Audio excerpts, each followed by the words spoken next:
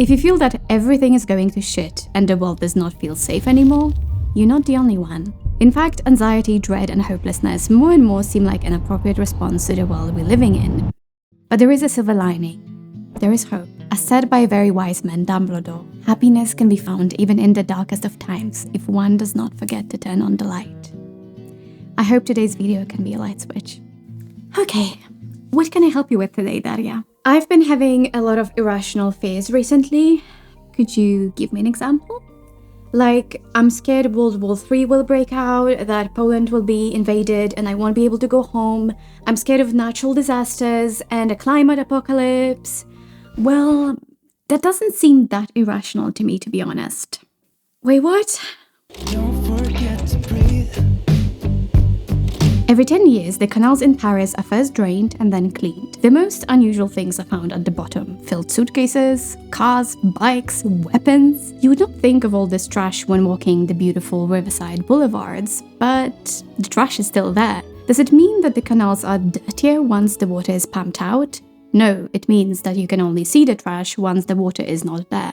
I'm saying this because I know we've had a long streak of scandals and movements that unveiled long patterns of systemic abuse. Me Too movement, Black Lives Matter, Epstein, Diddy scandals. It may seem like things are really bad right now, like worse than before. But what I think it actually shows is that this has been going on for decades, but we are only dealing with it now. Just like the canals in Paris, the trash has been there for a very long time, but you can only see it once the water is drained. We're increasing accountability with every conviction, with every acknowledgement of wrongdoing, with every story that is heard. The most common way people give up their power is by thinking they don't have any. But we do have power, collectively and individually, and we're proving this. For me, there is a great source of hope in the fact that we are making demands for justice. We make space in the public debate for this, and we acknowledge that with authority, there should also be a responsibility. We use our online space for advocacy, to stand up to hatred and bullying. We use it to make space for people who were previously unseen and unheard. We live in the age of accountability and advocacy. You know how there is this statistic that you are more likely to die being killed by a falling coconut than being killed by a shark? Well, apparently you are more likely to get divorced than be killed by a falling coconut or die in a car crash. In many countries, it's widely acceptable that over 50% of marriages will end in divorce. Older generations like to complain how love isn't valued anymore and how we are so superficial with our dating apps and so selfish because we don't want kids and we just divorce because we can't seem to be able to put in the work that it takes. Well, thanks, I guess. But it's not that simple, and it's not entirely true either. Let's look at Forbes 2024 divorce rates, shall we? The divorce rate has actually declined from 4.0 to 2.4 since 2000s. Actually, both marriage and divorce rates have declined. And there is a difference in divorce rates based on age groups, so people who married between 20 to 25 have higher divorce rates than those who married between 25 and 35. So yes, it is true that fewer people are getting married, and we are getting married later in life on average. But it's also true that we are making more informed decisions, which results in lower divorce rates. Take that, boomers. Also, just a quick note, divorce should not be vilified. Sometimes the best and healthiest thing you can do for yourself and your partner is to end your relationship. Overall, as a generation, I think we are more self-aware and we expect more.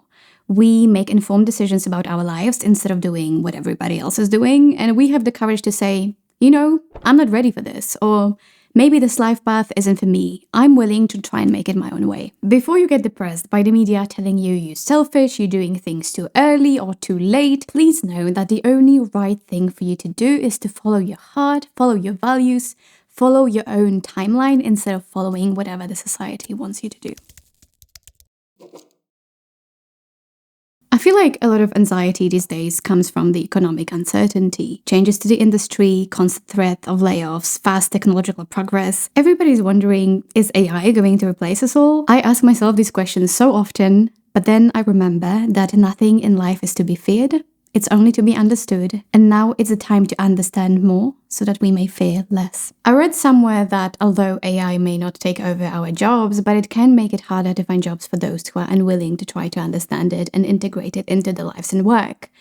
So it is true that we live in times of very fast technological progress and lack of stability, But it's also true that we are very adaptable and flexible, and we have unparalleled access to information and knowledge. To give you one example, I come from a small town in Poland, and I really wanted to go and study abroad. But I didn't know a single person who made it happen, so I used YouTube to learn everything that I needed to know to make it happen, and it worked.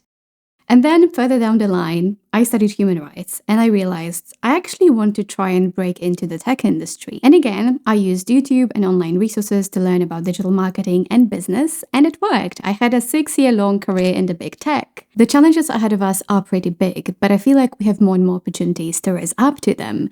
We need to reject the idea that we are helpless and stuck, and instead take our life and our education into our own hands. A platform that helps me keep on learning things that are relevant to my passions and projects is Skillshare, and I'm very happy that they are the sponsor of today's video. Skillshare is the world's largest online learning community, so whatever you want to learn, it's probably there. There are all the classes you could need if you want to create your own business, switch careers, or be a content creator. You can learn each aspect of it on Skillshare, so editing, filming, photography, design, writing, or even leveraging AI for your art. I am a typical creative at heart. I love everything that involves ideation or brainstorming, but I'm not a fan of those boring, repetitive processes and tasks. So this year I'm challenging myself to take a few of the Skillshare classes that will help me understand AI better and how it can make my work more efficient. The first 500 people to click the link in the description will get a month free to give it a try. Be responsible for your own growth, because we live in a world that is full of opportunities for people who are willing to learn new things. In 2013, during a marathon in Boston, 2 bombs were detonated in a terrorist attack, killing 3 and injuring hundreds. At first, in the midst of panic, no one could tell if there would be more bombs. So you would expect that people would run away from the sounds of the explosions to make sure that they are safe. But they were running towards the sounds. They were running to see if they could help the injured, if they could shield anybody. And this happens again and again. With every tragedy, with every challenge to our humanity, comes solidarity, comes proof of how much we are willing to do to help and protect one another. We can look at the evil, ignorance, and greed that are behind the issues that we struggle with as humanity, but we can also look at those who are doing everything they can to fight these issues. And I know that looking at the news these days, the world may seem like a very bleak place, but I also see a lot of evidence of our selflessness and generosity and kindness, if you care to look for it. To quote Dumbledore, yet again, dark times lie ahead of us, and we will be faced with a choice of doing what is easy or doing what is right. The times may not be easy now, and I think the only way to get through them is together. We need each other more than ever before. So look out for those who are still fighting the good fight, and be a source of hope for other people too. When I speak to my Eastern European friends, there is this common theme where our families usually have a lot of intergenerational baggage, and we usually go to therapy to get better at emotional regulation or coping with stress. And usually our parents tend to think it's waste of money, it's waste of time, and we are being so overindulgent and oversensitive because our lives are so easy compared to theirs, which is true. So are we oversensitive and overindulgent? Well, a lot of specialists say that millennials and Gen Zs are in therapy because boomers didn't go to therapy. Either they couldn't access it, they couldn't afford it, or the societal stigma was too high. But not today. Increasingly, we choose to heal, and we are doing the work. Higher rates of diagnoses and using mental health resources show greater inclusivity, awareness of the fact that mental health is key to everything in life. Seeking help is no longer stigmatized. We know that top-performing athletes go to therapy, people top of their game go to therapy. Everybody has something they should be working on. We have so much potential, and the best way to use it is by taking good care of your mental resources and understanding how your brain works. So have boundaries with those addicted to their own suffering. Have compassion with people who have not yet woken up to the potential and resilience all human beings carry. Allow yourself to be the living example of hope for those who lack it. This is how we can actually help people around us. There's this beautiful story told by Wangari Maathai, a Kenyan environmental and political activist. I slightly changed the wording for my own needs today. There is a massive fire in the jungle, and all animals start running away. As they start fleeing the jungle, they see a tiny hummingbird flying back and forth, carrying water from a tiny stream in its beak. Are you crazy? Are you out of your mind? You'll burn alive, and it's not doing anything anyway, they say to him. I am doing the best that I can. I refuse to let our home perish in the fire, because where would we return? he responds to them. Animals look in shock, but then the monkeys join the hummingbird, and then the giraffes, and then the elephants. And slowly, the animals save the jungle. But it all started with the hummingbird. Be the hummingbird. It takes courage to have hope and see light in the middle of darkness, but we can choose to seek the light and help others do the same.